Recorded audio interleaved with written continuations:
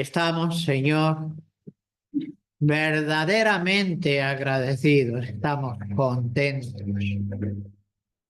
Por tu gracia hemos podido congregarnos y podemos de esta manera, Señor, expresar nuestro amor a los hermanos y los hermanos todos juntos, expresar nuestro amor a ti. Eres bendito, eres glorioso. Te damos gracias, Señor, por todas tus bondades. Deseamos, Señor, que se haga notoria tu presencia y nuestros corazones sean doblegados y con toda reverencia, Señor, entonemos a ti nuestras alabanzas y te rindamos, Señor, nuestra adoración. Queremos, Señor, que nos hables por tu palabra, que tú ayudes en la comunicación del mensaje. Y pedimos, Señor, por los hermanos ausentes, suplicando, Señor, que tú les confortes, que seas con todos y con cada uno. Y ellos tengan, Señor, su porción y su consuelo. Trae con bien, Señor, a los que aún están de camino. Pedimos, Señor, que presidas y que gobiernes y que dirijas la reunión y también nuestros corazones. Te lo suplicamos por el nombre santo de Jesucristo. Amén. Amén. Amén.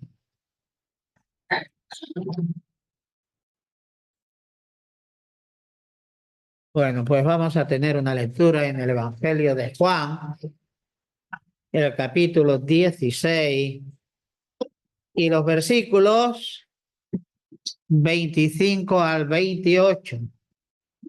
Juan 16, 25 al 28. Creo que la lectura nos es familiar. No hace mucho estuvimos meditando sobre estos versículos, de manera que Dios nos ayude.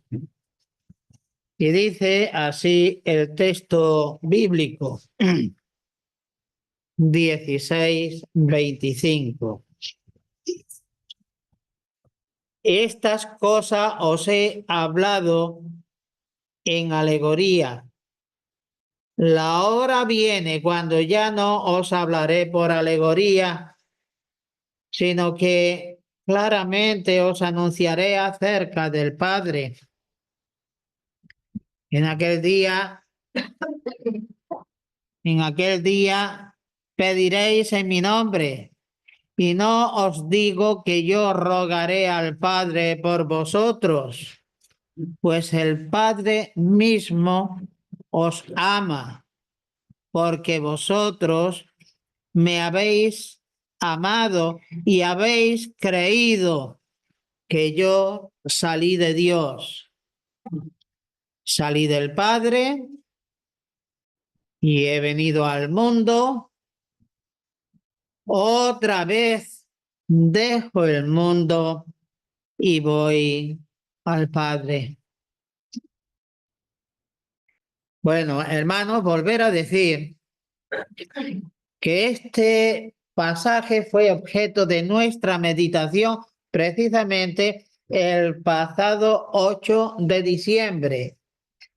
Y al decir pasado estamos hablando del año que ha pasado. Bueno, no podemos decir que se trata de un año de distancia en el tiempo. Estuvimos meditando especialmente en el verso 28. Pero, ¿qué fue lo que pasó? Que me suele ocurrir muchas veces. ¿Qué fue lo que pasó? Pues pasó que aunque el título del mensaje en aquella ocasión fue el círculo completo, pasó que no pude terminar, aunque el tema ya lo he dicho, pues círculo completo. Hoy, queridos hermanos, en la voluntad de Dios, pues nos toca rematar, nos toca redondear aquello que de alguna manera quedó inconcluso. Así que el título para hoy sería El círculo o cerrando el círculo. Vaya, círculo completo, pero como quedó inconcluso, hoy intentaremos dejar completo el círculo. Bueno, en la voluntad de Dios, insisto, toca rematar aquello. Y será bueno que nos podamos situar en el contexto y que podamos de alguna manera recordar las cosas que ya dijimos. Y al fin poder cerrar el círculo. Así que dice Juan 16, 28. Salí del Padre y he venido al mundo, otra vez dejo el mundo y voy al Padre. Por eso le llamamos círculo completo. Y ahí, si notamos, tenemos 4 verbos. El verbo salir, venir, dejar e ir. 4 verbos. Y decíamos que precisamente con 4 trazos, con 4 pinceladas, el Mesías supo resumir su biografía completa. Lo hizo además con toda claridad. Dice allí, salí del Padre. Y nos hablaba, o lo decíamos así, de su origen preexistente. He venido al mundo. Nos habla de su encarnación. Dejo el mundo. Y se refiere a su muerte y sepultura. Y voy al Padre. Es una referencia a su elevación, a su exaltación en la gloria. Así que es en este cuarto punto que Jesús dice, dejo el mundo y voy al Padre. Y literalmente los especialistas, los que conocen los idiomas originales, dice que literalmente dijo, estoy yendo al Padre. Como diciendo, ya he iniciado mi retorno a donde estaba primero. Yendo, iniciado mi retorno para volver donde estaba primero. Bueno, justamente este es el tema que con la ayuda del Señor nos toca desarrollar. Y para ello, pues espero eso, que el Señor en su gracia nos auxilie para entenderlo y para poderlo exponer. Es necesario que digamos antes que el reloj de Dios marcó el Kairos. Para medir el tiempo de los hombres, la palabra griega es cronos. Pero para los tiempos y las ocasiones, para las sazones, los momentos justos, precisos, marcados, señalados por Dios, se llama Kairos. De manera que el reloj de Dios ya había marcado el Kairos, es decir, el momento justo, el momento propicio, el momento anticipadamente señalado por él para que el Verbo viniera a este mundo a efecto de poder realizar y consumar nuestra redención. Aquí es de resaltar, o hemos de resaltar, que al tiempo en el que el Señor debía descender del cielo a la tierra, esto es muy bonito, este pensamiento, en el momento, en el kairos, en el que el Verbo tenía que bajar a esta tierra con la misión que el Padre le había encomendado, en ese instante no hubo nada discordante en el seno de la deidad. No hubo alegaciones ni nada que pudiera aconsejar replantear o demorar el inicio de esa expedición del Hijo al mundo.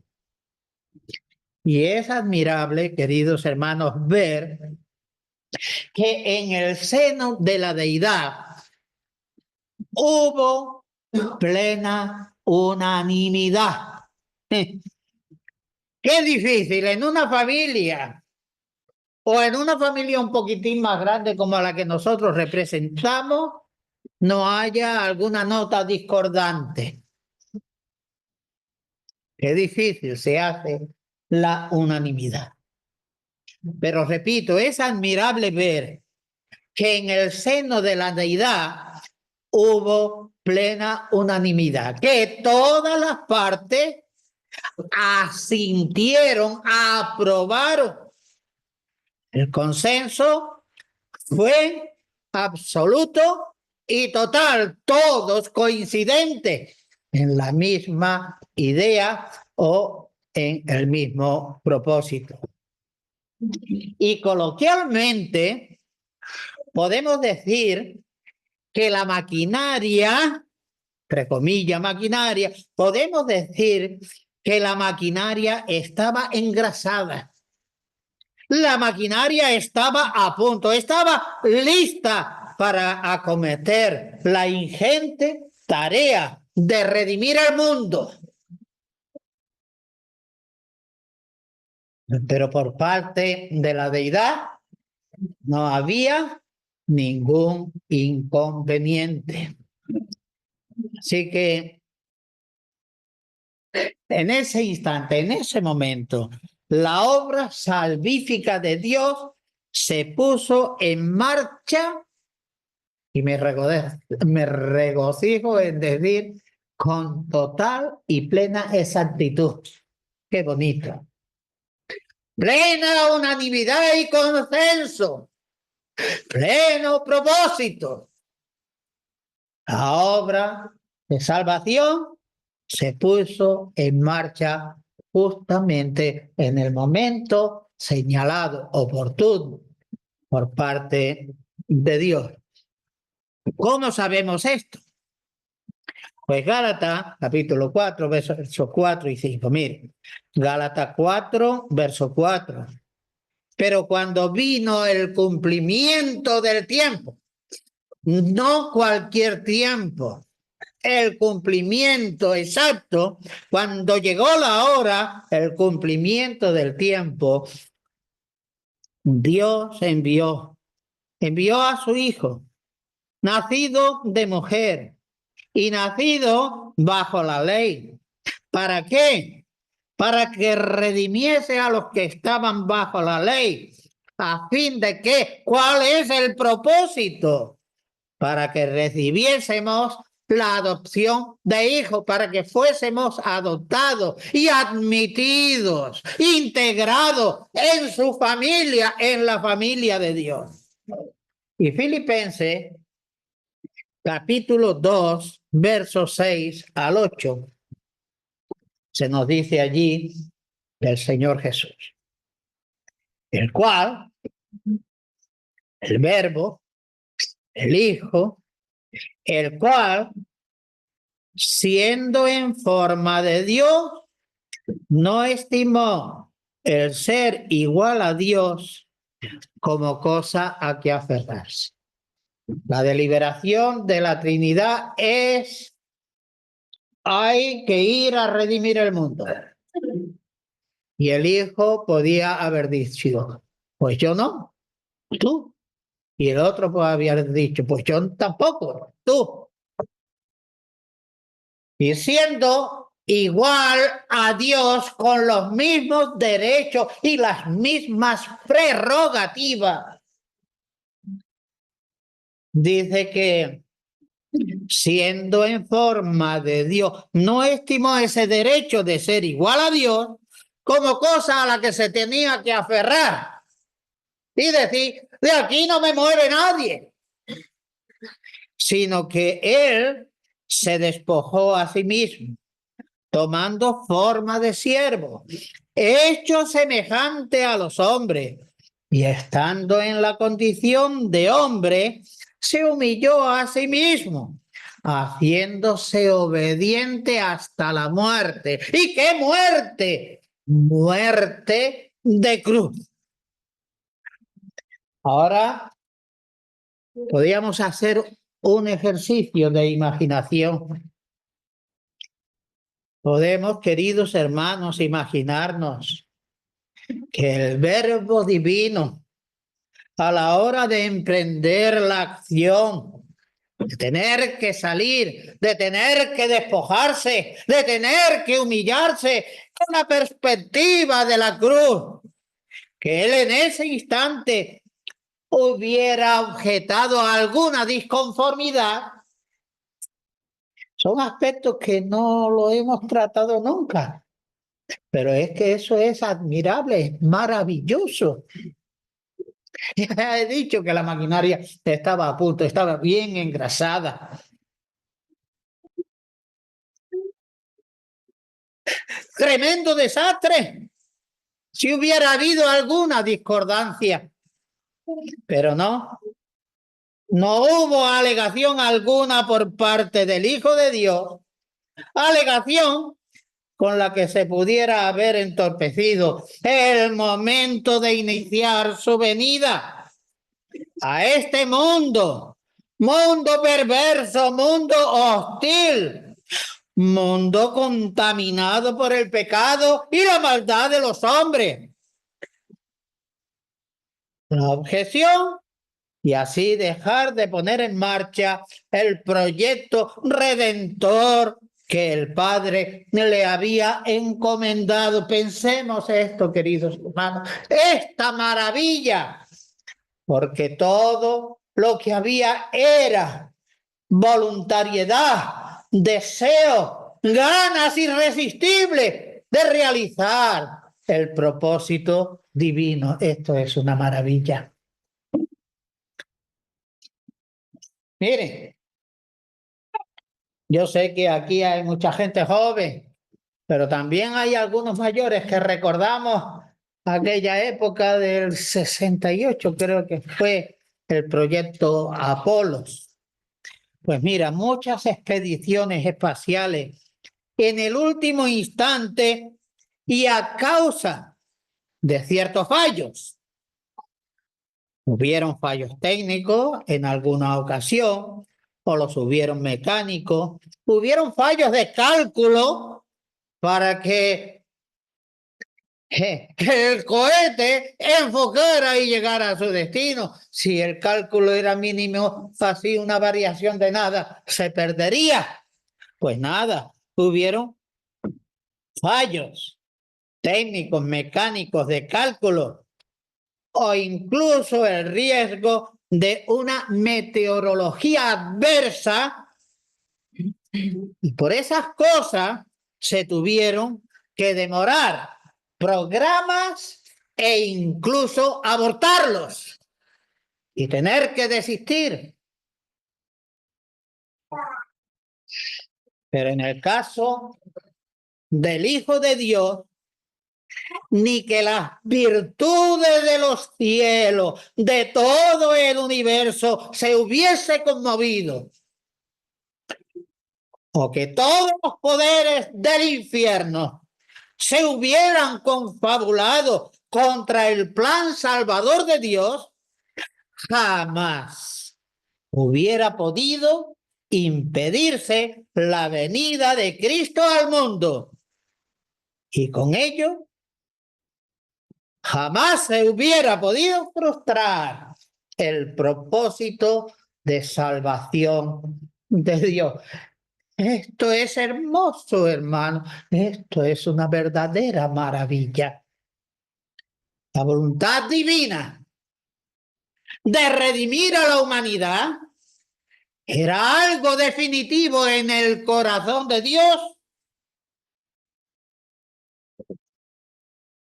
Era cosa invariable, irreversible, inapelable, de manera que el Hijo acabaría la obra en toda su plenitud, en todos sus detalles. Y lo más hermoso, a plena satisfacción del Padre, haría la obra completa y la haría de tal manera que el Padre quedaría plenamente satisfecho. Hermoso, queridos hermanos. La voluntad divina de redimir a la humanidad fue algo que el Hijo hizo a la plena satisfacción del Padre. Mi Hijo amado, dijo, en el cual se complace mi alma, decía el Padre. Juan, capítulo 17, versos 4 y 5. Miren lo que dice.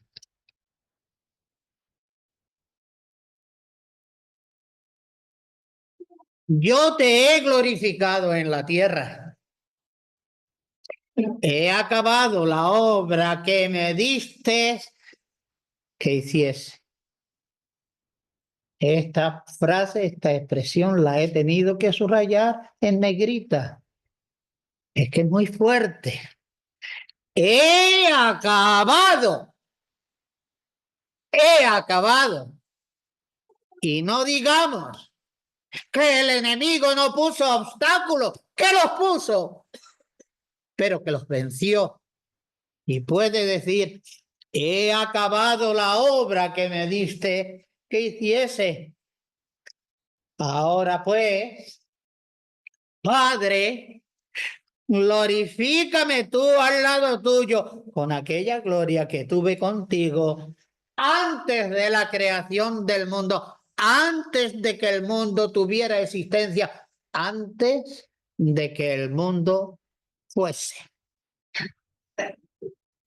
Miren, y como ya se ha dicho, la razón de ese inexorable propósito, de tan inexorable acción y la razón de tanta exactitud, de tanta puntualidad, está justamente o precisamente en que el Hijo de Dios estuvo resuelto, presto, solícito y firme para acometer la tarea que desde la eternidad le había sido asignada por el Padre para ser ejecutada en el tiempo. Así que la eternidad asignó ya al Señor Jesús y la obra que tenía que realizar aquí en el tiempo. Hermanos, esto que entresacamos de la palabra, esto no es el Pentágono, ni es el Kremlin, donde se cuece la política mundial. Esto no es un centro de experimentación como la NASA. No es Cabo Cañaveral ni Cabo Kennedy. Esto es el santuario donde la deidad delibera y celebra sus consejos y donde Dios programa y toma sus decisiones. Nada, absolutamente nada parecido a los organismos humanos. No cabe, pues, pensar que el Hijo de Dios emprendiera su retorno al Padre del que había salido. No era previsible de que el Hijo volviera sin haber acabado la obra que le fue dada para hacer. Eso no cabe.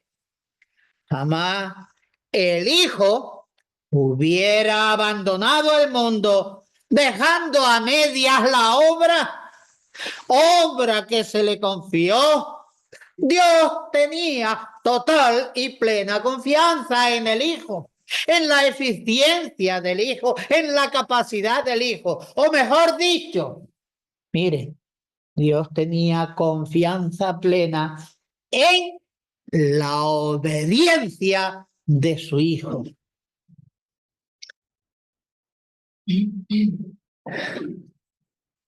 El Hijo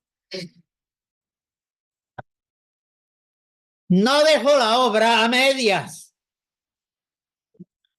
obra que Dios le había confiado, que el Hijo amaba al Padre, que el Hijo quería complacer al Padre. Esa obra de ninguna manera quedó con flecos. Solo acabada la obra y no antes, el Hijo volvería al seno del Padre. Y lo tengo escrito aquí, pero es verdad, por lo cual lo escribí. Aquí digo, me emociona ver algo así como un pequeño flash. Algo visto y no visto, pero me emociona ver como ese pequeño flash de lo que pudo haber sido parte de una deliberación en el seno de la deidad referida a lo que nos ocupa, referida al plan salvífico de Dios, y donde el Mesías, por decirlo de alguna manera, el Cristo preasignado, irrumpe en el mundo. Y en la profecía y en las escrituras se desvela, se destapa, se deja ver ese férvido deseo que anidaba en el corazón del Mesías, férvido deseo de hacer la voluntad de Dios sin que él se arredrace, es decir, sin que él tuviera temor alguno, a pesar del altísimo precio que tendría que pagar. Él no se arredró, él no se atemorizó, no se acobardó, no se echaba para atrás. Y ahora lo vamos a ver ese fervor del Mesías. Hebreos capítulo 10, verso 4 al 9.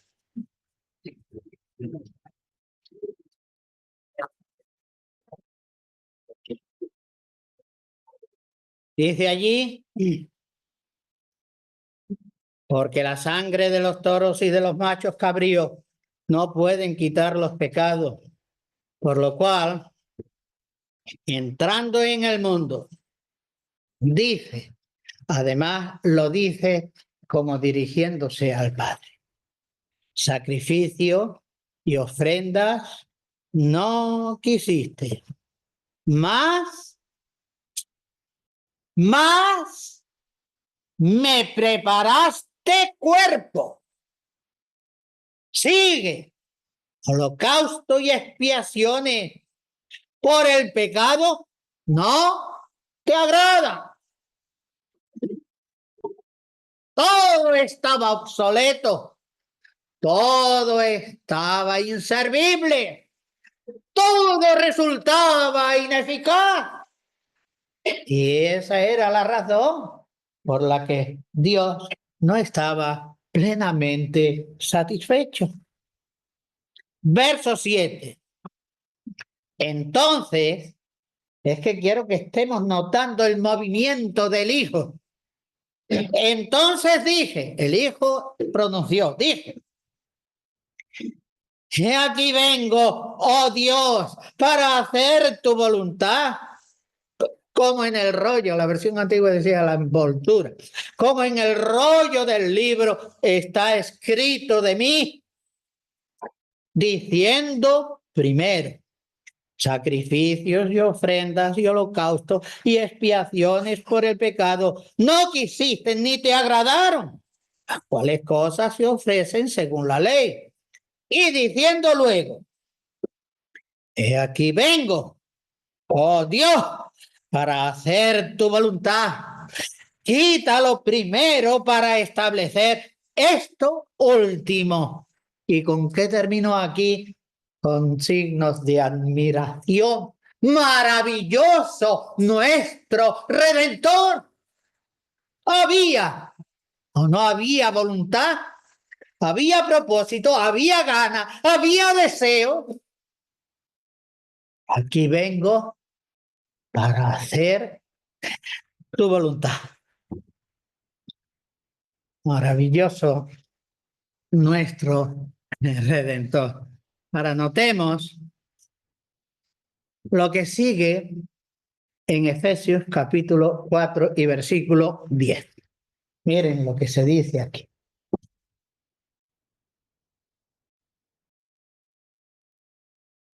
Efesios 4, 10. El que descendió, estamos en la misma onda, de venir, de estar, de hacer y de volver.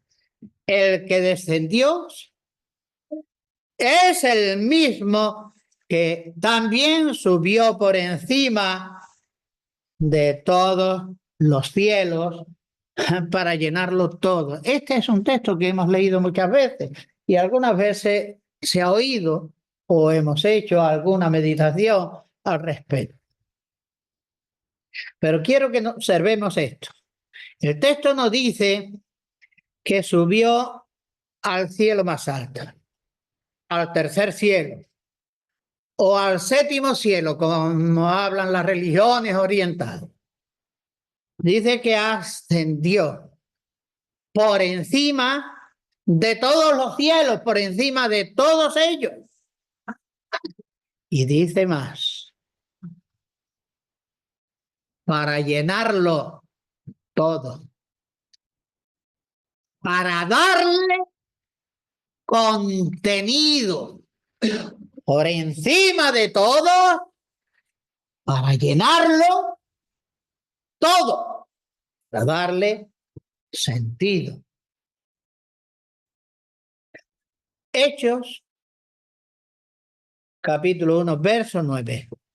Pero, repito, no subió al cielo más alto, lo traspasó todos los cielos y lo inundó todo.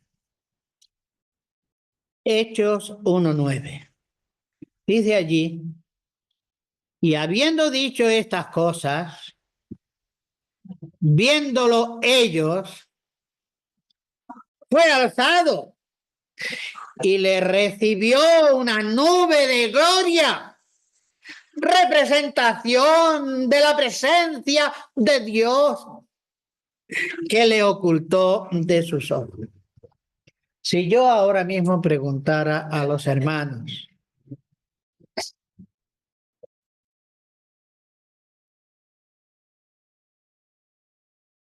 ¿por qué el Hijo de Dios pudo volver, pudo regresar al Padre?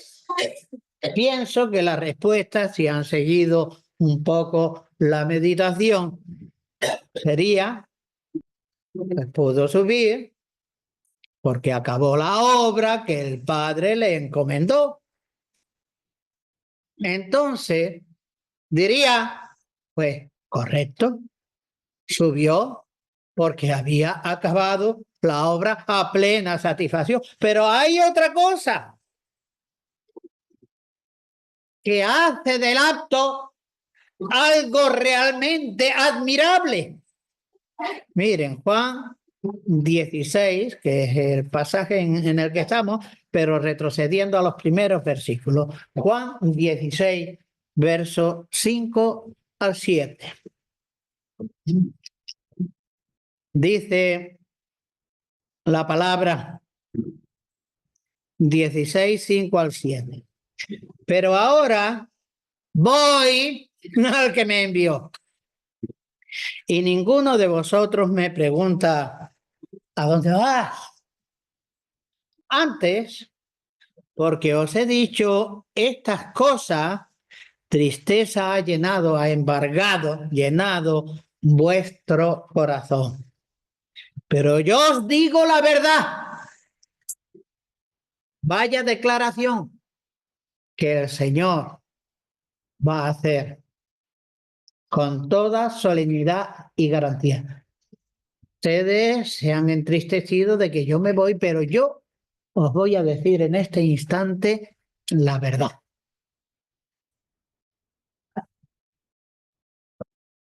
¿Cuál es esa verdad? ¿Os conviene que yo me vaya? Porque si yo no me fuera, el Consolador no vendría a vosotros. Mas si me fuere, os lo enviaré. De modo que el Señor vino por nuestro bien para hacer la redención. Ok, porque lo cumplió. Pero también vino. Pero también se marcha porque conviene a nosotros. Es decir, se hace la obra, Él regresa a plena satisfacción del Padre, pero además va porque es exacta y justamente lo que nos conviene. Lo digo por vuestro bien, porque si yo me fuere, podré enviar al Espíritu Santo, es decir, podré estar permanentemente con todos y con cada uno de vosotros. Así que la realidad es que no abandonaba al mundo, como vamos ahora a ver. Creo que toca considerar eso, la última pincelada, porque si no otra vez me va a pasar como el día 8. Toca entonces considerar esa última pincelada con la que se cierra el círculo. Allí se lee, dejo el mundo y voy al Padre. Digamos entonces que ese dejar al mundo no era un abandono el mundo. Ese dejar el mundo ciertamente era inminente y de hecho ya estaba camino del patíbulo. Pero la expresión no debemos entenderla en el sentido de que deja este mundo por defunción, porque se muere. Todos los que se mueren han dejado el mundo. Pues él dejaba el mundo. No olvidemos esto, hermano. Él dejaba el mundo después de haber vencido a la muerte.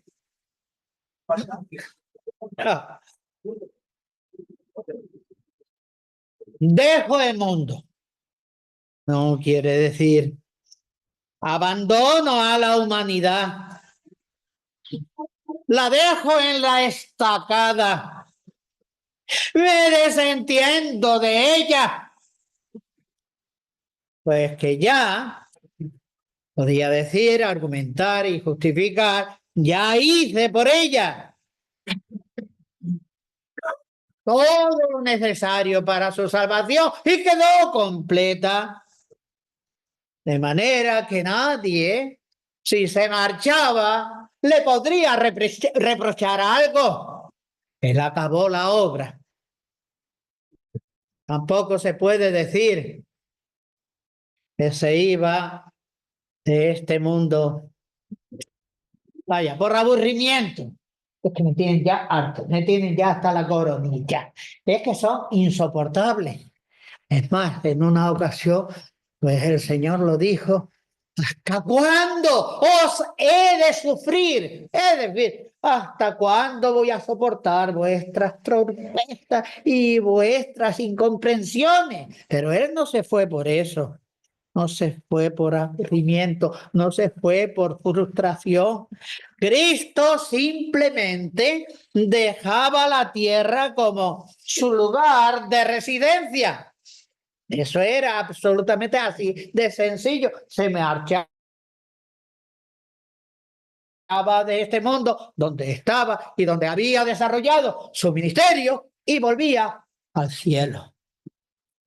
Pero que se marchaba, pero dejaba la puerta abierta. ¿Por qué? Porque oportunamente el Señor tendría que volver para recoger a los suyos, inclusive para establecer su reino. Es un tema aparte, pero que nos conste que eso es así. Así que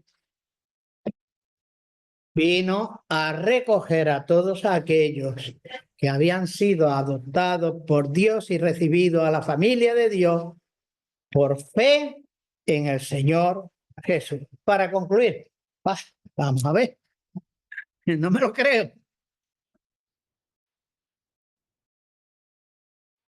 Bueno, pues para concluir, será bueno que nos unamos. Nos unamos al grupo de los testigos que salieron con Jesús de Betania para reunirse junto a él en el Monte de los Olivos. Vamos a ver si podemos incorporarnos a esa compañía e ir con el Señor fuera de Betania. Betania estaba en la ladera del Monte de los Olivos, es decir, cerca. Bueno, pues ellos, los que fueron con Jesús al Monte de los Olivos, ellos le vieron con sus propios ojos. Ellos fueron constituidos testigos oculares, no de oída, no de referencia, testigos oculares de cómo el Señor Jesús ascendió al cielo. Y será bueno que presentemos o que prestemos atención a las palabras de los ángeles y que veamos cómo reaccionaron aquellos que se juntaron para ser despedidos por el Señor, que por cierto, Él mientras ascendía, los bendecía. ¡Qué experiencia tremenda! A ver si nos podemos meter en ese grupito. Pero vamos a ver cómo reaccionaron los seguidores. Miren, en Efesios hemos leído una palabra y la hemos leído muchas veces, pero palabra a la que no se le ha prestado ninguna atención. Allí en el verso 10 dice, el que descendió, y la palabra en cuestión es la que sigue, el que descendió es el mismo. Vale, vamos a subrayar la palabra mismo.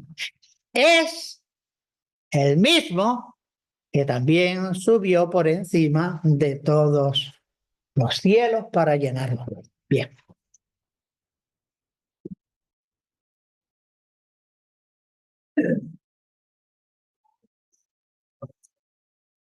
Bueno, pues como ya he dicho, será bueno que prestemos atención a las palabras de los ángeles, las palabras que los ángeles dirigieron a los discípulos y a todo aquel contingente de creyentes, y que veamos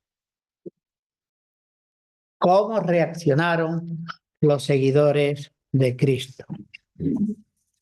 Hechos capítulo 1, verso 9 al 11.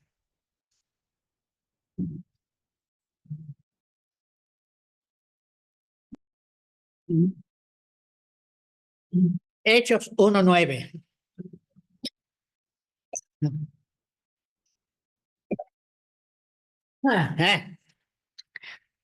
Y habiendo dicho estas cosas, viéndolo, vale, no intuyendo, viéndolo ellos, fue alzado y le recibió una nube que le ocultó de sus ojos. Y estando ellos con los ojos puestos fijos en el cielo, entre tanto que él se iba, él se alejaba, en ese instante, he aquí, se pusieron junto a ellos dos varones con vestiduras blancas, las cuales también les dijeron: varones galileos, ¿por qué estáis mirando al cielo? Y ahora tenemos aquí las palabras de Efesios 4:10. Este mismo Jesús. Así que la palabra mismo que está en los textos pocas veces nos ha llamado la atención. Este mismo Jesús que ha sido tomado de vosotros al cielo, este mismo, así vendrá como le habéis visto ir al cielo. Cuando regrese, podemos estar ciertos que no nos lo han cambiado, que no ha mutado.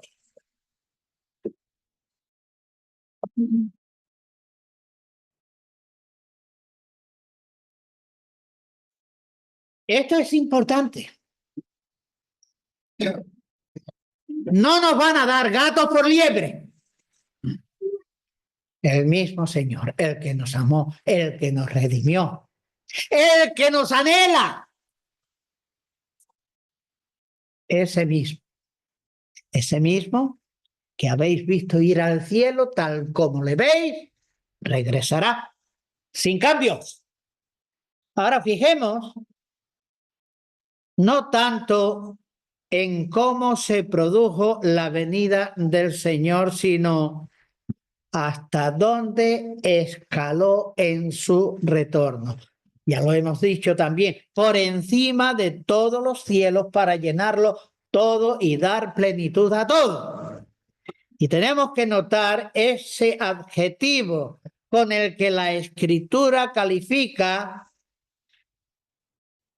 al decir que el mismo, idéntico, auténtico y no otro,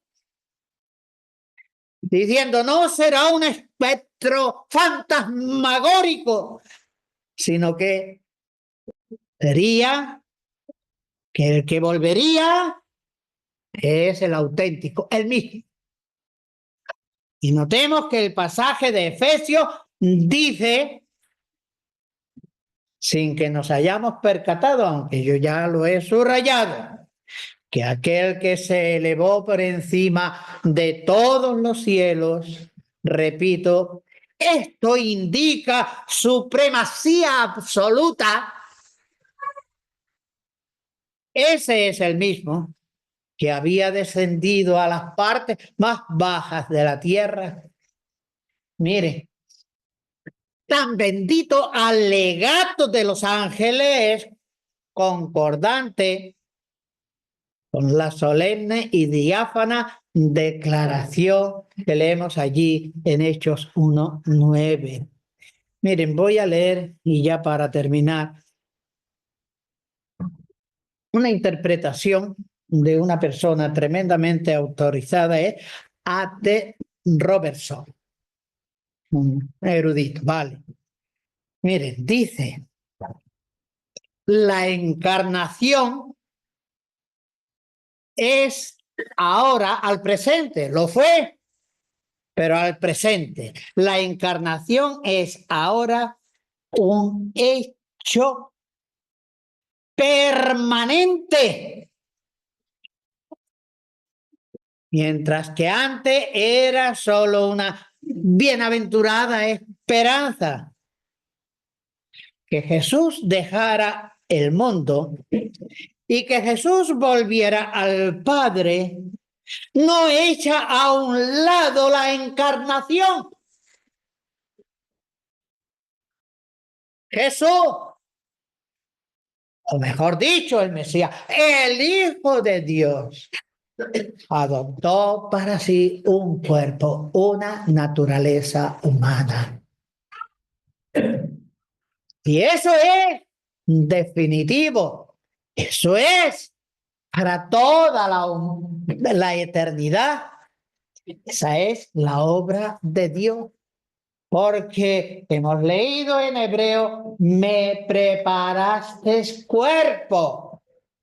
Miren, en la creación Dios dijo y las cosas eran creadas, pero en el caso del hombre no se dice, dijo, sea el hombre y fue el hombre. En el caso del hombre, Dios tomó el barro de la tierra e hizo a Adán. Y en el caso del Señor Jesús, fue Dios el que le preparó, el que le hizo ese cuerpo. ¿Y cómo quedó Adán constituido según salió de las manos de Dios? Perfecto hasta el punto que Dios le podía tocar. No pasaba nada. ¿Y qué? Lo mismo con el cuerpo que Dios preparó al Señor para la redención. El cuerpo, estado de la segunda persona de la Trinidad, será siempre de manera inalterable así. Dios y hombre verdadero. Y nosotros no somos Dios, somos carne, somos hombre, pero le vamos a tener a Él. Su cuerpo glorificado, nosotros también glorificados, pero esa identidad, esa cercanía, esa fusión. Así que sin alteración, sin mutación, sin cambio, como dice Santiago, referente a Dios, sin sombra de variación. El Padre de las luces en el cual no hay mudanza ni hay sombra de variación. Bueno, pues creo que lo vamos a dejar aquí. O quizás leemos el texto peladito. Dice Lucas 24, 50 al 53. Y lo sacó fuera hasta Betania. Y alzando sus manos les bendijo, y aconteció que, bendiciéndolos, se separó de ellos y fue llevado arriba al cielo. Ellos, después de haber adorado, a eso nos tenía que llevar estas consideraciones, aún caer a sus plantas y adorarle. Dice que después de haberle adorado, volvieron a Jerusalén. ¿Cómo? En patinete. Bueno, volvieron con gozo, volvieron contentos. Y lo que antes significaba una tremenda tristeza era su gozo, y estaban siempre en el templo alabando y bendiciendo a Dios. Amén. Amén. Amén.